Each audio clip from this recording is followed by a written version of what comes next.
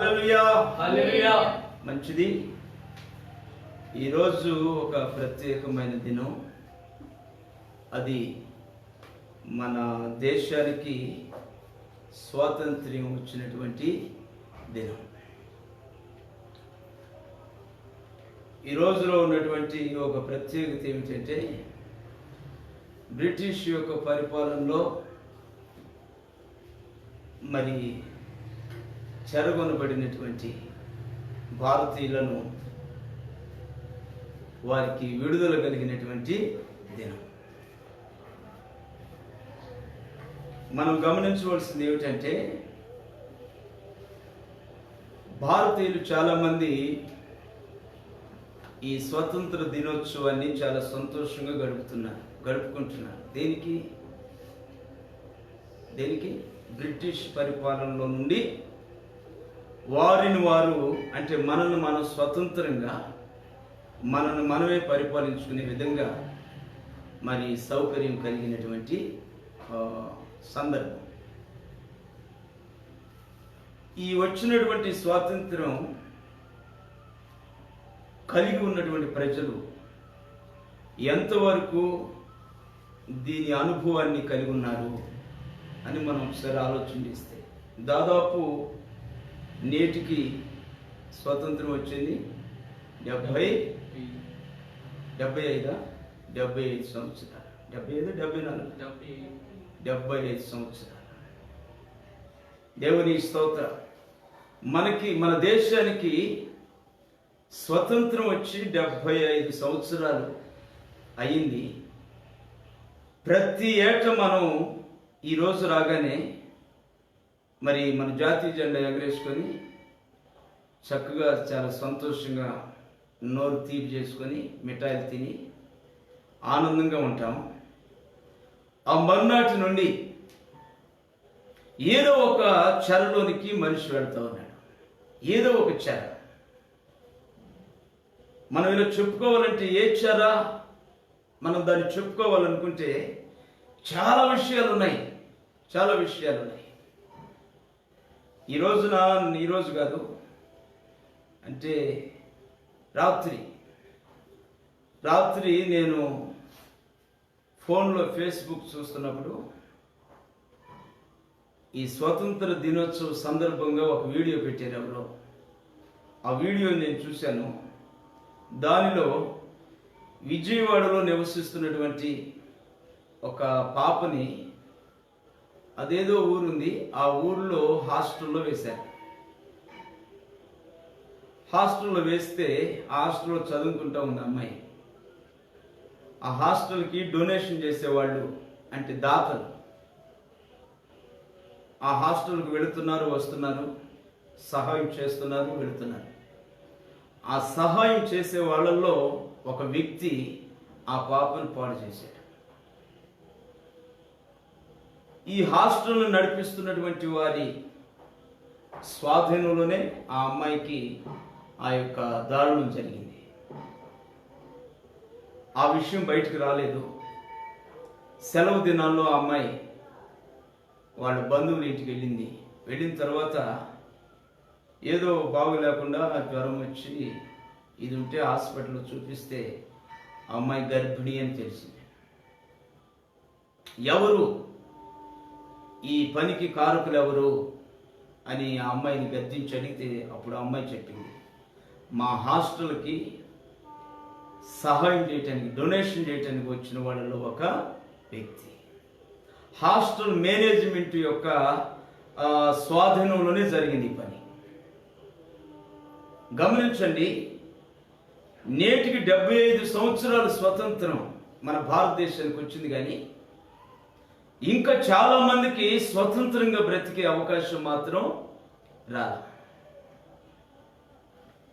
మహనీయులు ఎందరో, నేను రాజకీయం మీద అంత పెద్దగా దృష్టి నేను పెట్టను. ఎంతమంది మహనీయులు ఈ స్వతంత్రం రావడానికి కారకులు. వాళ్ళ రక్తాలు కార్చారు, వాళ్ళ తెలివితేటలు ఉపయోగించారు, వాళ్ళ గుండెలు చీల్పించుకున్నారు, వాళ్ళ ప్రాణాలు పణంగా పెట్టారు. భారతదేశానికి స్వతంత్రాన్ని తీసుకురాగలిగారు. భారతదేశానికి స్వతంత్రం తీసుకురాగలిగిన వాళ్ళు ఆ యొక్క తెచ్చినటువంటి స్వతంత్రంలో ప్రజల్ని ఏ విధంగా నడపగలుగుతున్నారు? మనం ఏం చెప్పుకోవాలంటే, నడిపించడంలో మన వాళ్ళు విఫలమయ్యారని మనం చెప్పుకోవాలి. కారణం ఏంటంటే, ఏ అధికారి బాధపడవలసిన పని లేదు. ఒక సేవకునిగా ఈ రాత్రి నేను చెబుతున్న మాటలకి ఏ అధికారి బాధపడవలసిన పని లేదు. బాధపడేదానికంటే కూడా నేను చెబుతున్న మాటలు సమాజంలో జరుగుతున్నాయా లేదని పరిశీలించాలి. ఏ అధికారి ప్రజలకి స్వతంత్రాన్ని అనుభవించేటట్లు ఏ అధికారి చేశాడు? ఏ అధికారి నడిపిస్తున్నాడు ప్రజల్ని? సేవకులకి స్వతంత్రత లేకుండా పోయింది, స్త్రీలకి స్వతంత్రత లేకుండా పోయింది, సంఘానికి స్వాతంత్రం లేకుండా పోయింది. సేవకులు కొడుతున్నారు, సంఘాల్లో విశ్వాసులు కొడుతున్నారు, యవ్వన ఆడపిల్లల్ని మరి దారుణంగా వాళ్ళ జీవితాన్ని నాశనం చేస్తూ ఉన్నారు. చెరలో ఉన్నప్పుడైనా ఇలాంటి కార్యాలు జరుగుతాయో లేవో మనకు తెలియదు, కానీ బ్రిటిష్ వాళ్ళ చెర నుండి మనం విడిపించబడిన తర్వాత కూడా మన అధికారులు ప్రజలను ఈ స్వతంత్రపు అనుభవాల్లో నడిపిస్తూ ఉన్నప్పుడు చెరకి స్వతంత్రానికి ఏ విధమైన వ్యత్యాసం లేకుండా పోయింది. ఏ విధమైన వ్యత్యాసం లేదు. నేటికి 75 సంవత్సరాలు వచ్చినా ప్రజలు ఇంకా భయపడుతూనే ఉన్నారు. ఒక్కొక్క సమయంలో రోడ్డు మీద నడవాలంటే దొంగల భయం, వ్యభిచారుల భయం, మరి మానవ మృగాలు. టీవీ 9 వాళ్ళు మంచి హెడ్లైన్ వేస్తాడు వార్తలో, మానవ మృగాలు. మనం అడవిలో జీవించడం లేదు, సమాజంలోనే జీవిస్తూ ఉన్నాం. మనం ఏదో అడవిలోకి వెళితే భయపడతాం, ఎందుకంటే అడవిలో మృగాలు ఉంటాయి, అవి మనల్ని చీల్చి తినేస్తాయి, వాటికి భయపడతాం. సమాజంలో మనుషుల మధ్య నివసిస్తూ ఉన్నా కూడా మనుషులకు భయం పోదా? అంటే సమాజంలో, సొసైటీలో మానవ రూపంలో ఉన్న మృగాలు ఇంకా ఉన్నాయి. నిజమైన స్వతంత్రత మనకి రాలేదు అని చెప్పుకోవాలి. ఈ స్వతంత్రపు అనుభవాల్లో మన నాయకులు మనల్ని నడిపించడంలో అనేకమైన యవ్వన బిడ్డలు వాళ్ళ ప్రాణాలు కోల్పోతూనే ఉన్నారు, నేటికి కూడా కోల్పోతూనే ఉన్నారు. ఈ విషయాలన్నీ దృష్టిలో పెట్టుకుంటే నాకు ఈ పూట దేవుని వాక్యంలో మనం ఆరాధిస్తున్నటువంటి దేవుడు తన ప్రజలకి స్వతంత్రాన్ని ఇచ్చాడు. 430 సంవత్సరాలు, బహుశా అది కరెక్టో లేదో మర్చిపోయిన ఆ లెక్క, 430 సంవత్సరాల నుండి చెరలో ఉన్నటువంటి ఇశ్రాయేల్ ప్రజలకి దేవుడు విడుదల కలిగించాడు, విమోచన చేశాడు. బ్రిటిష్ వాళ్ళ చేతుల్లో నుండి మన భారతదేశం ఎలా విడిపించబడిందో, ఐగుప్తీయుల చేతుల నుండి ఇశ్రాయేల్ ప్రజలు విడిపించబడ్డారు. విడిపించబడిన తరువాత విడిపించినటువంటి దేవుడు, అనగా ఇశ్రాయేల్ ప్రజలకి స్వతంత్రాన్ని తీసుకొచ్చినటువంటి దేవుడు వాళ్ళని నడిపించడంలో ఏ విధంగా ఉన్నాడు? నేటికి 75 సంవత్సరాల స్వతంత్రం మనకు వచ్చినా సమాజంలో మనం ఏ విధంగా నడిపించబడతా ఉన్నాం? ఇశ్రాయేల్ ప్రజలు అదే స్వతంత్రంలోనికి వచ్చి వాళ్ళు ఎలా నడిపించబడ్డారు? దీనిని మనం ఒకసారి ఆలోచన చేస్తే, మా ఇశ్రాయేల్ ప్రజలకి ఐగుప్తు చెర నుండి విడిపించిన దేవుడు ఎంత గొప్పవాడు, ఆయన నడిపింపు ఎంత ఉన్నతమైనదిగా ఉంటుందో మనం ఎక్కడ చూస్తామంటే ఆ సంగతిని నిర్గమకాండం 15వ అధ్యాయం 13వ వాక్యంలో ఒక మాట మీరు చదవండి. నిర్గమకాండం 15వ అధ్యాయం 13వ వాక్యంలో వ్రాయబడిన మాట ఏంటంటే, నీవు విమోచించిన ఈ ప్రజలను నీ కృప చేత తోడుకొని పోతివి. దేవునికి స్తోత్రం, హల్లెలూయా. విడిపించబడిన జనులు, ఐగుప్తు నుండి విడిపించబడిన జనులు బానిసత్వంలో మగ్గిపోయారు. 430 సంవత్సరాల పాటు బానిసత్వంలో మగ్గిపోయినటువంటి ప్రజలను దేవుడు విడిపించి, మనం ఆరాధిస్తున్న దేవుడు విడిపించిన తర్వాత వాళ్ళని భయానికి అప్పగించాల దేవుడు. వాళ్ళని తిరిగి మరణ సంబంధమైన అనుభవాలకు అప్పగించాల. ఆయన నడిపిస్తున్న నడిపింపు మనం చూస్తే ఎంత శ్రేష్టమైనదిగా ఉంది. నీవు విమోచించిన ఈ ప్రజలను నీ కృప చేత తోడుకొని పోతివి. దేవునికి స్తోత్రం. విడిపించబడిన జనుల్ని విడిపించిన వాడు విడిచిపెట్టల. చూసారా, మనల్ని బ్రిటిష్ వారి చేతుల్లో నుండి విడిపించిన నాయకులు, మన దేశానికి మనమే పరిపాలించుకునే హక్కును సంపాదించి పెట్టినటువంటి వాళ్ళు ప్రజల్ని ఏ విధంగా నడిపిస్తున్నారు, ఎలా నడిపిస్తున్నారు, ఏ చోటకు నడిపిస్తున్నారు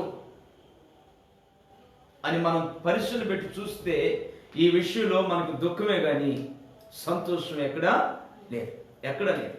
అనేక మంది తమ వయసుకు వచ్చిన ఆడపిల్లలను పోగొట్టుకున్నారు. మానవ మృగాలు ఘాటికి. అడవిలో జరిగిన సంఘటన కాదు ఇవి. ప్రజలు తిరుగుతున్న స్థలాలలోనే మానవ మృగాల నోటికి, వాళ్ళ క్రియలకి ఆహుతైపోయినటువంటి అనేక మంది యవ్వన బిడ్డలను పోగొట్టుకున్న తల్లులు కన్నీళ్లు ఉన్నాయి మన భారతదేశంలో ఈ 75 సంవత్సరాల్లో. 75 సంవత్సరాలు. అయితే ఇశ్రాయేలుని విడిపించిన దేవుడు, ఆయన దేవుడు అనడానికి ఒక శ్రేష్టమైన నిదర్శనం ఏమిటో తెలుసునా? విడిపించినటువంటి ప్రజలనంట ఆయన తన కృప చేత తోడుకొని నడిపిస్తున్నాడంట. తోడుకొని 2 సామసుగాళ్ళు ఎక్కడికన్నా వెళ్ళవలసి వస్తే వాళ్ళిద్దరు ఎలా వెళ్తారు? సామసుగాళ్ళు ఎలా వెళ్తారు? అన్నిటికీ అట్లా పెట్టుకొని చూస్తున్నా ఆన్సర్. ఎలా వెళ్తారు? ఆడు భుజం మీద ఈడు చేసి, ఈడు భుజం మీద ఆడు చేసి దారులు వెళ్తా. మీరు అలా నడవలేదా? మేము సామాసుగాళ్ళంగా ఉన్నప్పుడు మా నడకలు అన్నమాట. ఆడు భుజం మీద ఈడు చేసి, ఈడు భుజం మీద ఆడు చేసి, కాడు కింద ఉన్న ఎద్దుల్లాగా ఇటు దోసుకుంటూ అటు దోసుకుంటూ, అటు దోసుకుంటూ ఇటు దోసుకుంటూ, ఇటు తోసుకుంటూనే వెళ్తారు అనమాట వెళ్ళాల్సిన చోటికి. సామాసుగాని తోడుకొని పోతాం. దేవుని యొక్క వాక్యంలో మనం చూస్తూ ఉన్నాం. ఎంత మధురమైన మాట ఇది. ఏంటంట? నీవు విమోచించిన, అనగా నీవు విడిపించిన ఈ ప్రజలను ఆయన కృపచేత తోడుకొని పోతివి అంటున్నాడు. ఎవరు అంటున్న వ్యక్తి? ఎవరు చెప్పండి? అంటున్న వ్యక్తి ఎవరంటే 15వ అధ్యాయం మొదలు చూస్తే, అప్పుడు మోషేయు ఇశ్రాయేలీయులను యెహోవాను గూర్చి కీర్తన పాడి. మనం చదువుకునే మాట పాట వందే మాతరం అనుకుంటాం మనం స్వతంత్ర దినోత్సవంలో. ఎంత సంతోషంగా మనకి స్వతంత్రం వచ్చిందని సంతోషం మీద మనం ఇలా పాడుకుని అయిపోయిన తర్వాత మన నోళ్ళు మిఠాయి తీపితో మనం తీపి చేసుకొని ఆ తర్వాత ఎండకి వెళ్తాం. 430 ఏళ్ల పాటు చెర జీవితంలో ఉన్న ఇశ్రాయేల్ ప్రజలు దేవుడు విడిపించినందున విడిపించిన సంతోషం ఇంకా వాళ్ళ గుండెల్లో పోకముందే వెంటనే వాళ్ళను మరణం దాపురించింది. విడిచిపెట్టినటువంటి వాళ్ళు మరలా కత్తి రువ్వి వాళ్ళని చంపేదానికి వాళ్ళు తిరుగుబాటు చేస్తే దేవుడు అక్కడ అద్భుతమైన కార్యం చేశాడు. ఏం చేశాడు? ఎర్ర సముద్రాన్ని 2 పాయలుగా చేసి వాళ్ళని నడిపించాడు అవతలకి. ఇక వీళ్ళని భయపెట్టేదానికి కానీ, ఇబ్బందులు పెట్టేదానికి కానీ, ముఖాల మీద యాసిడ్ పోసేదానికి కానీ, సిగరెట్ పీకలు అంటించి కాల్చేదానికి కానీ, బ్లేడ్తో కోసి చంపేదానికి కానీ, లేదంటే ఉరిదీసేదానికి కానీ, నోటి నిండా మట్టి పెట్టి పేకు నునిమి చంపేదానికి కానీ ఏ ఒక్కడికి ఛాన్స్ ఇవ్వలేదు. విడిపించిన దేవుడు. దేవుని స్తోత్రం. హల్లెలూయా. ఇశ్రాయేలు ప్రజలను విడిపించిన దేవుడు విడుదల పొందిన వారి మీద శత్రువుకి ఏమాత్రం అధికారం లేకుండా చేశాడు. దేవుని ఎంత గొప్ప దేవుడు అంటే ఆయన నిజంగా. ఒక దేవుని గురించి చెప్పాలంటే ఆ దేవునిలో కొంత మహనీయత ఉండాలి. ఏదో మా తాతమ్మ చెప్పింది దేవుడు అన్నాడు, మా తాతయ్య చెప్పాడు ఈయన భగవంతుడు అని ఎవరో చెప్పారని వాళ్ళు పలికినట్లుగా నువ్వు కూడా అదే పాటిగా పలుకుతుంటారు కొంతమంది. అదే పాటిగా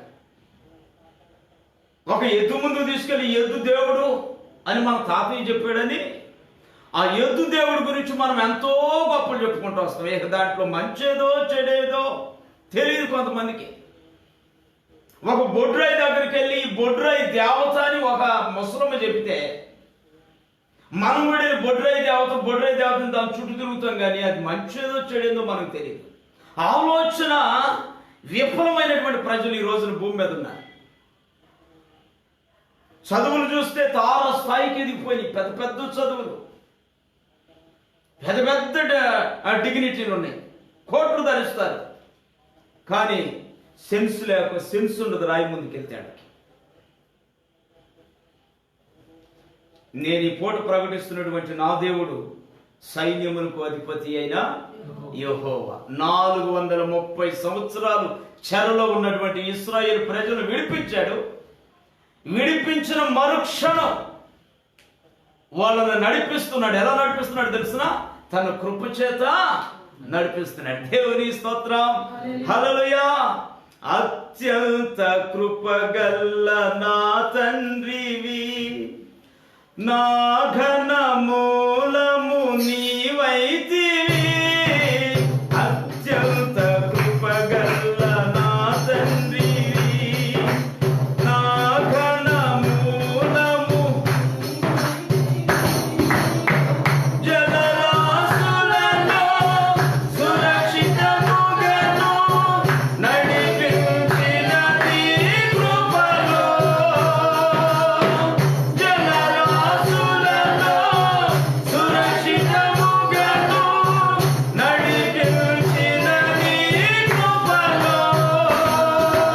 రాజమార్గంలో నడిపించబడుచుంటిని, నేను రాజమార్గంలో నడిపించబడుచుంటిని. కృప బ్రతికించెను, కృప నడిపించెను, కృప నన్ను కాచెను, నీలో స్థిరపరచెను. దేవునికి స్తోత్రం. ఆనాడు మోషే మరి ఈ రాగంలో పాడలేదు, కానీ పాదాలు మాత్రం అయ్యాయి. ఏమంటున్నాడు ఆయన పాట అన్నమాట ఇది. ఎర్ర సముద్రం చేర్చబడిన తర్వాత ఆ చేర్చబడిన ఆ ఎర్ర సముద్రపు రహదారిలో తన ప్రజలు దాటి అవతలకు వెళ్ళిన తర్వాత తన శత్రువులు వాళ్ళని చంపాలని ఈపుల మీదకి వస్తున్నప్పుడు తన ప్రజలు సముద్రం దాటి వెళ్ళిందాక మౌనంగా ఉన్న దేవుడు శత్రువుని సముద్రంలోనికి రానిచ్చి ఒకసారిగా దానిని కప్పేశాడు. ఇక విడుదల పొందిన వారికి నన్ను కత్తితో పొడుస్తారనే భయం వాళ్ళకి లేదు. భయం లేకుండా నడిపించిన దేవుడు. దేవుని స్తోత్రం. ఇశ్రాయేలు దేవుడు ఎవరో తెలుసునా? విడుదల పొందిన వారికి ఇక దేనిని గుర్చిన భయము వారికి లేకుండా నడిపించాడు. వామ్మో శత్రువు అటుగుండు వస్తాడేమో, ఇటుగుండు వస్తాడేమో, పైగుండు దిగుతాడేమో అనేటువంటి భయం వాళ్ళకి లేకుండా పరిపూర్ణంగా భయాలన్నీ తొలగించాడు. అది నిజమైన స్వతంత్రత. నేనేదో మన దేశాన్ని కింద చేసి మాట్లాడటం కాదు. మన దేశానికి స్వతంత్రాన్ని తీసుకొచ్చింది మనుష్యులు.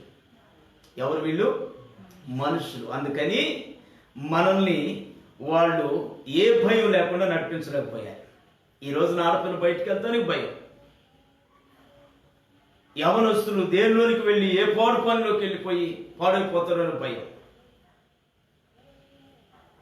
కారణం మనల్ని నడిపిస్తుంది మనుషులు కాబట్టి, మనకి స్వతంత్రం తెచ్చింది మనుషులు కాబట్టి.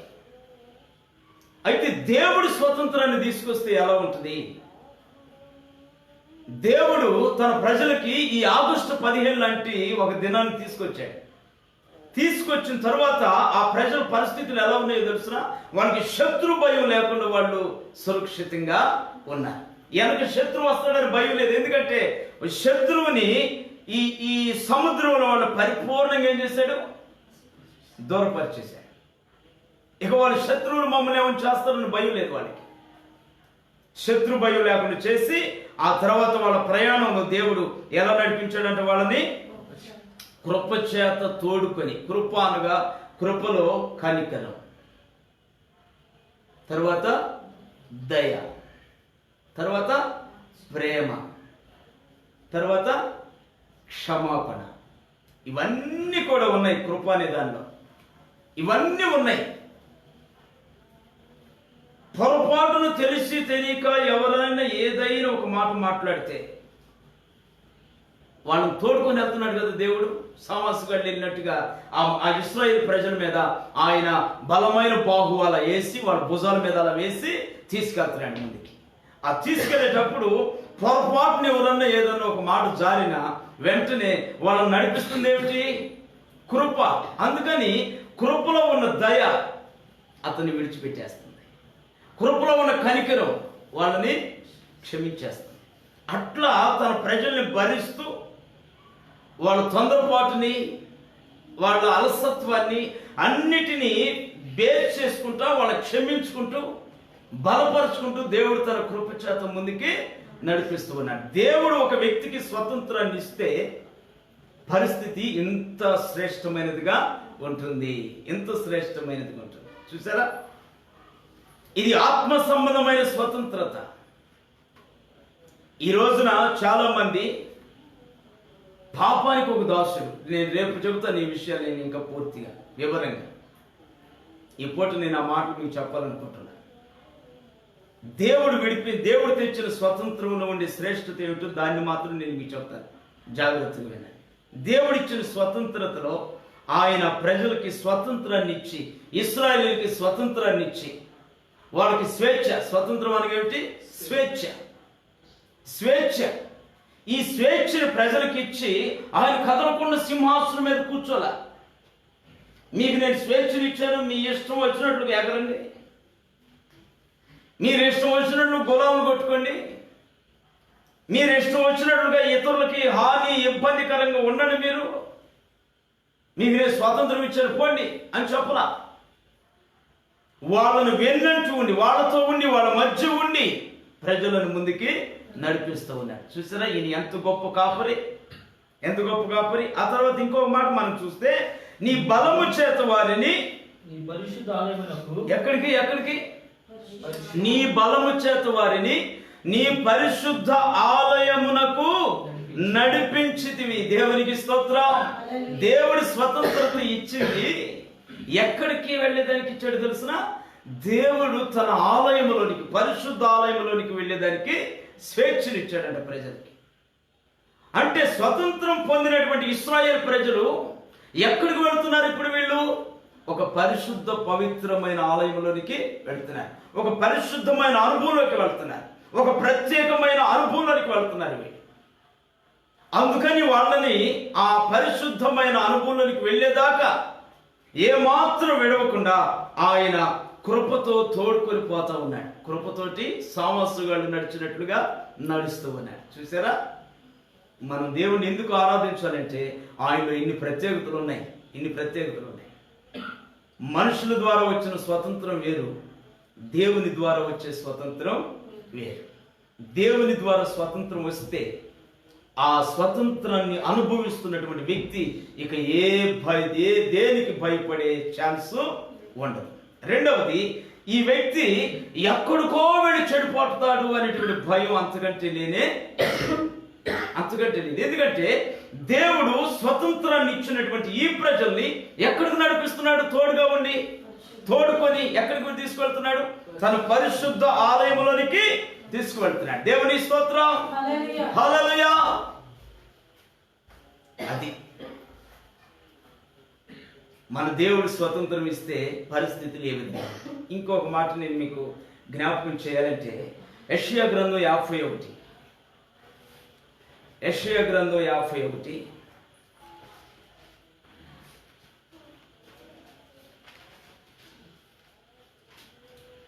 11వ వాక్యంలో, యెహోవా విమోచించిన వారు సంగీత నాదముతో సియోనుకు తిరిగి వస్తారు. ఎందుకు గొప్ప మాట చూడండి. దీన్నే కదా మనం నిర్గమకాండంలో చూసింది 15:13. ఆయన తన బలం చేత ఎక్కడికి తోడుకుని వెళ్తాడు? పరిశుద్ధ ఆలయంలోనికి తీసుకెళ్తాడు. అదే మాటని పరిశుద్ధ ఆలయము అనే మాట ఇక్కడ మనకి ఎలా కనబడుతుంది? సియోను అని కనబడుతుంది. సియోను. యెహోవా విమోచించిన వారు అనగా యెహోవా ఎవరికి స్వేచ్ఛను కలిగించాడో ఆ స్వేచ్ఛను కలిగినటువంటి మనుషులంట సంగీత నాదములతో వెళ్తారంట. ఎక్కడికి? పరిశుద్ధ మందిరంలోనికి, ఆలయంలోనికి. దేవునికి స్తోత్రం. సంగీత నాదములతోటి స్వతంత్రాన్ని పొందిన మనుషులు, స్వేచ్ఛను పొందిన మనుషులు. స్వేచ్ఛ త్రాగేదానిక? దేవుని మందిరంలో ఆనందించేదానిక? మన భారతదేశానికి స్వతంత్రం వచ్చింది, కానీ త్రాగుడేమో ఆగిందా? త్రాగుతూనే ఉన్నారు. త్రాగుబోతులు అయిపోతున్నారు కొంతమంది. కొంతమంది వ్యభిచారులు అయిపోతా ఉన్నారు. కొంతమంది దొంగలు అయిపోతా ఉన్నారు. కొంతమంది ద్రోహులు అయిపోతా ఉన్నారు. కొంతమంది దేవునికి, ప్రజలకి ఇబ్బంది కలిగించేవాడుగా మారిపోతున్నారు. స్వతంత్రం పొందినటువంటి ప్రజలే, స్వతంత్రాన్ని అనుభవిస్తున్నటువంటి ప్రజలు. అయితే దేవుని ద్వారా స్వతంత్రాన్ని పొందిన వాళ్ళు, దేవుని మూలంగా విమోచించబడినటువంటి ప్రజలంట సంగీత నాదములతో ఎక్కడికి వెళ్తారు? సియోనుకు తిరిగి వస్తారు. దేవునికి స్తోత్రం. చెరలో సంగీతాలు ఉంటాయా? శ్రమ పడేటప్పుడు కూని రాగాలు తీస్తే శ్రమ పడతాడా? పడడు. అందుకని శ్రమ నుండి విడిపించబడిన తర్వాత దేవుడు వాళ్ళకి గుండెల్లో నింపిన ఆనందం మనకి వాళ్ళ నోట ఎలా కనబడుతుంది తెలుసునా? సంగీత నాదముతోటి కనబడుతుంది. దేవుని స్తోత్రం. సంగీత నాదముతో సియోనుకు తిరిగి వచ్చేదరు. నిత్య సంతోషము వారి తలల మీద ఉండును.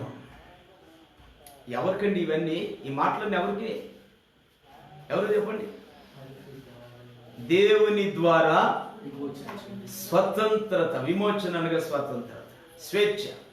దేవుని ద్వారా స్వతంత్రాన్ని పొందిన ప్రజల కంట వాళ్ళు సంగీత నాదములతో ఎక్కడికి వెళ్తారు? బ్రాంతి కొట్టుకు వెళ్తారు అనుందా? ఎక్కడికి వెళ్తారు మరి?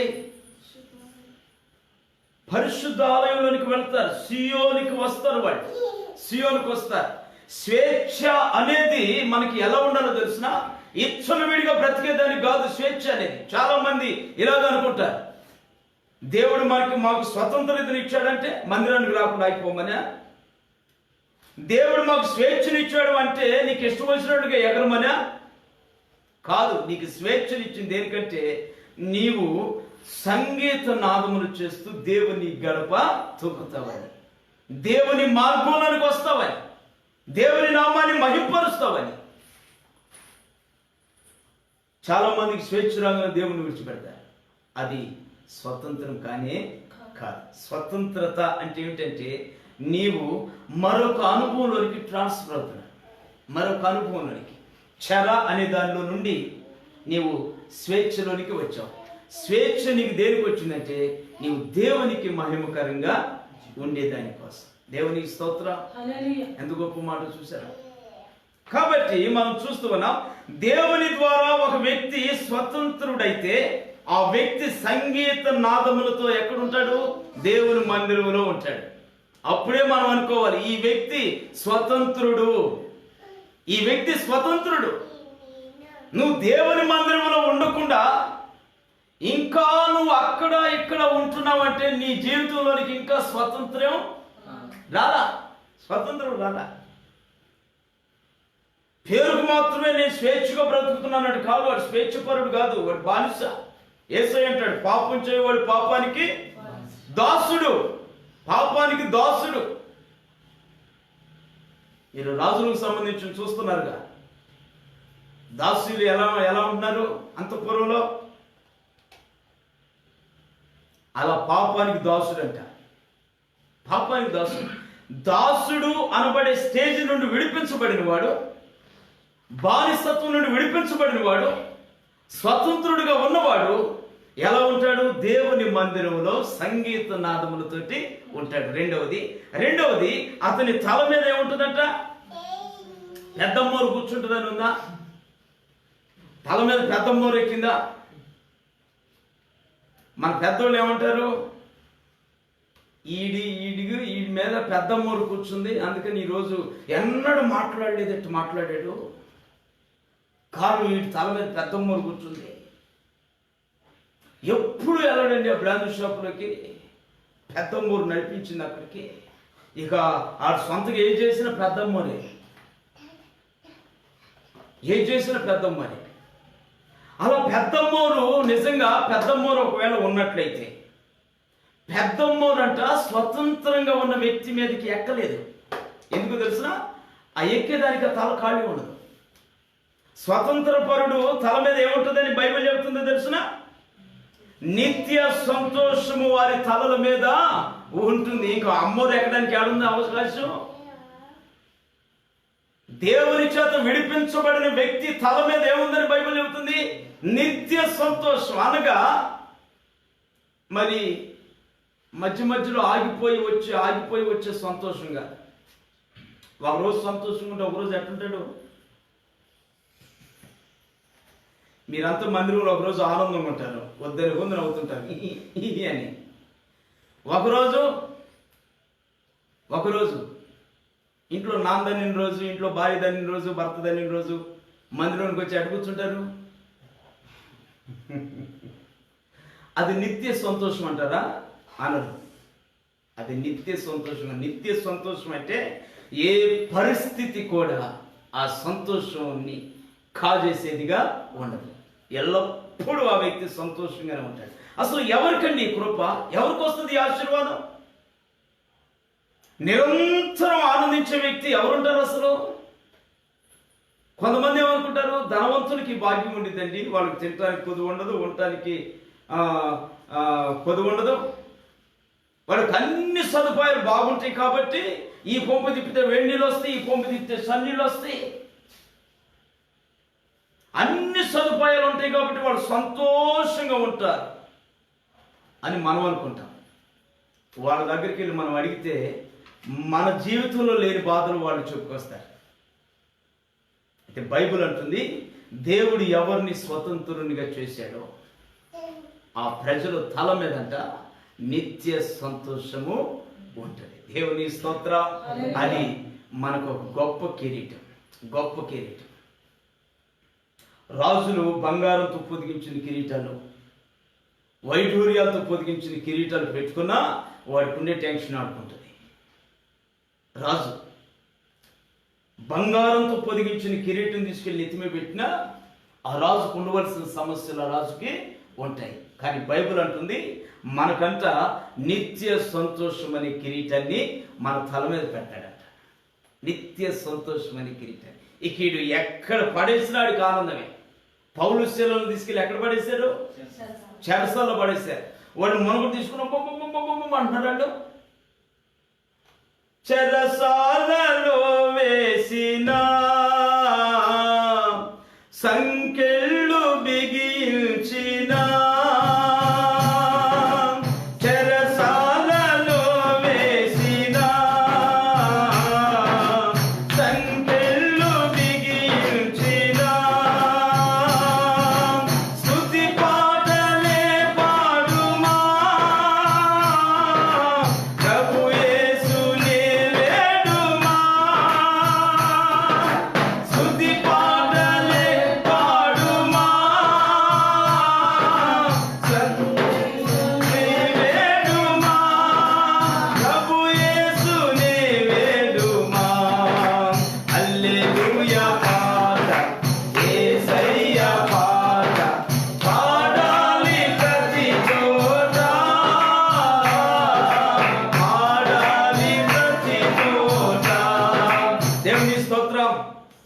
ఎప్పుడో హాస్టల్లో ఉన్నప్పుడు పాడుకున్న పాట ఇది. పౌలు శీలలు చక్కగా వాళ్ళు పాడి సంతోషంగా గొంతులేస్తున్నారట. గొంతులేస్తున్నారు. జలగలు పట్టుకుని ఏలాడుతున్నట్లుగా ఎలుకలు పట్టుకుని ఏలాడుతున్నాయి వాళ్ళ శరీరాన్ని. ఎలుకలు వాటి పని చేస్తూ ఉన్నాయి. కండరాలు పీక్కొని తింటా వాటి పని చేస్తున్నాయి. అవి పట్టుకొని పీకుతున్న చీకట్లో వీళ్ళు సంతోషంగా పాటలు పాడుకుంటూ దేవుణ్ణి స్తుతిస్తున్నారు. దేవుని స్తోత్రం, హల్లెలూయా. కారణం ఏంటంటే వాడి తలల మీద ఏముంది? వాళ్ళ తలల మీద మన తలల మీద ఎప్పుడు ఒక బాణం నీళ్లు ఉంటాయి. బాణం నీళ్ళు కదిలిస్తే ఏడుపు వచ్చేస్తుంది. కదిలిస్తే ఒక మాట పూర్తిగా అన్నను కూడా అనం, ఒక్క పదం అట్ట నోటెంబటి రాగానే పట పట పట పట పట కదిలిస్తే కన్నీళ్ళు. కేకు కట్ చేస్తుంటే కన్నీళ్ళు. దేవుని స్తోత్రం. మన తలల మీద నీళ్లు ఉన్నాయి, కానీ యేసయ్య స్వతంత్రంగా ఒకరిని విడిపిస్తే వాళ్ళ తలల మీద ఏముంటుందంట? నిత్య సంతోషం. దేవుని స్తోత్రం, హల్లెలూయా. బయట వాళ్ళు నిత్య సంతోషంగా ఉంటారు. దేవుని ఎదుట మోకరించినప్పుడు వాళ్ళ కళ్ళల్లో సంతోషానికి సంబంధించిన కన్నీళ్ళు ఉంటాయి. సంతోషానికి సంబంధించిన కన్నీళ్ళు. సంతోషం ఎక్కువైపోయినా కూడా కన్నీళ్ళు వస్తాయి. మీకు తెలుసు సంగతి. బాగా నీ బలానికి మించి నువ్వు నవ్వు, ఏమొస్తుంది అప్పుడు? కన్నీళ్ళు వస్తాయి. కన్నీళ్ళు వస్తాయి. దేవుని స్తోత్రం. అసలు ఎంత చక్కని మాట అండి ఇది. యెహోవా విమోచించిన వారు సంగీత నాదముతో సియోనుకు తిరిగి వస్తారు. నిత్య సంతోషం వారి తలల మీద ఉండును. వారు సంతోష ఆనందము గలవారు అవుతారు. దేవుని స్తోత్రం. వాళ్ళు సంతోషం ఆనందము గలవారు అవుతారు. దుఃఖమును నిట్టూర్పును తొలగిపోతాయి. ఏం తొలగిపోతాయి? కొంతమంది అంటారు ఏం చేస్తాం, ఇదేమిటి, ఏమంటారు దీన్ని? నిట్టూర్పు అంటారు. నిట్టూర్పు. నిట్టూర్పు. ఏదో రెండు అటు బతుకునియండి మా బతుకు. నిట్టూర్పు.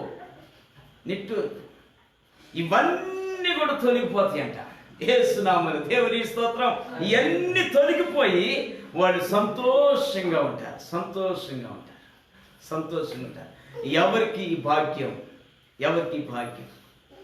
మనుషులు స్వతంత్రాన్ని తెస్తే మనుషుల బ్రతుకుల్లో ఆనందం అనేది లేదు.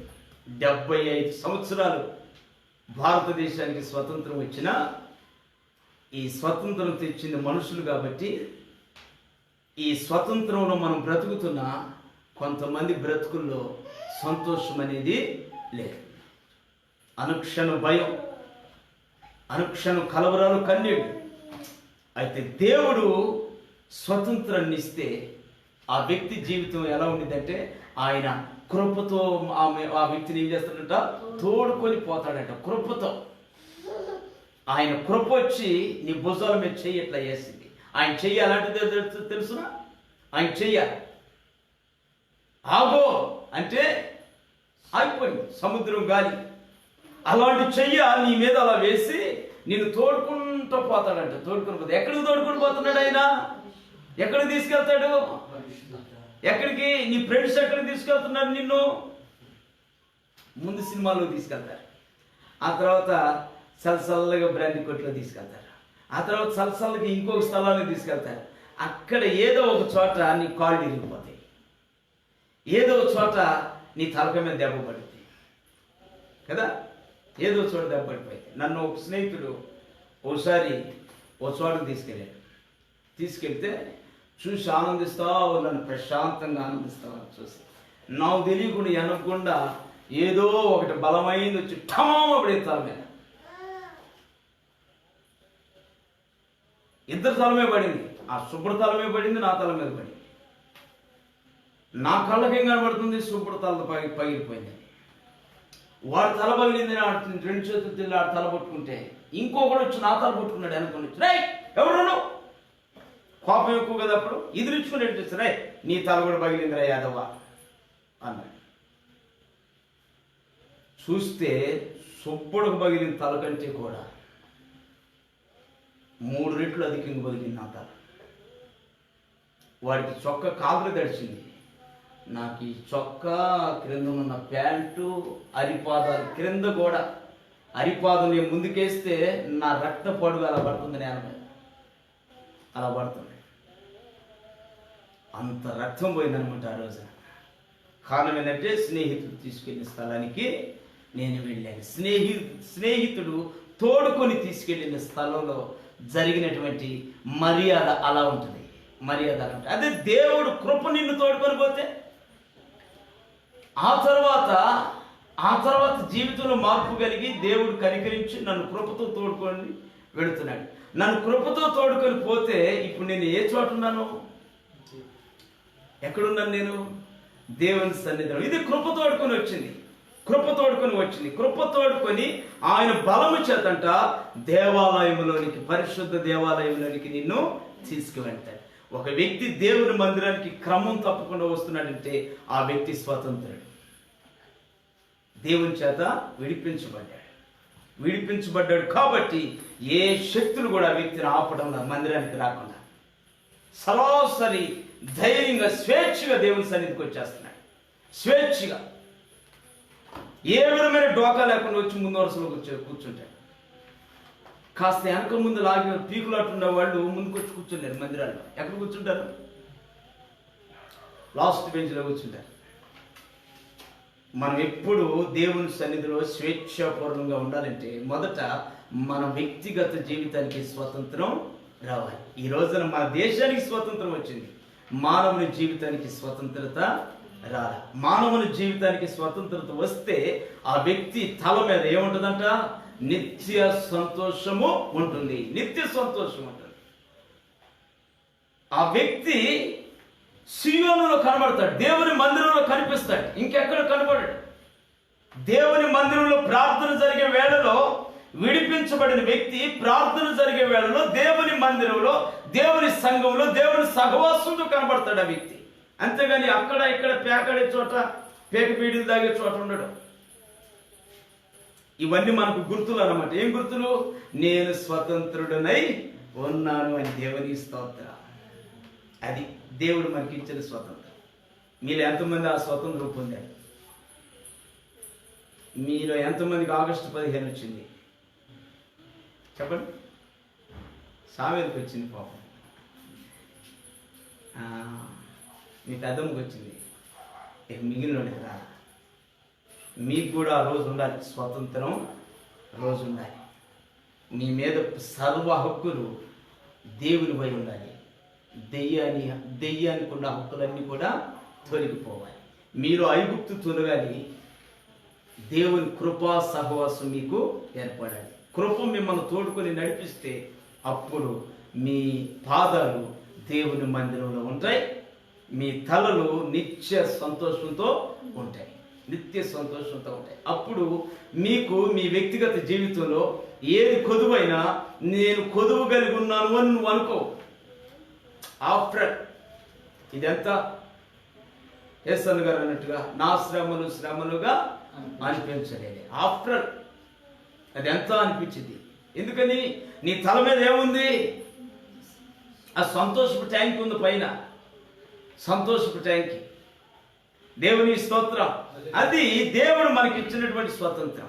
అందుకని మనం ఈరోజు మనం సమాజపరంగా బాహ్య సంబంధమైన స్వతంత్రాన్ని మనం కలిగి ఉన్నాం. కానీ ప్రతి మనిషి ఆత్మీయంగా బానిసగానే ఉన్నాడు. ఈ బానిసత్వం నుండి కూడా విడిపించబడిన రోజున అది ఎవరు విడిపించాలో తెలుసునా?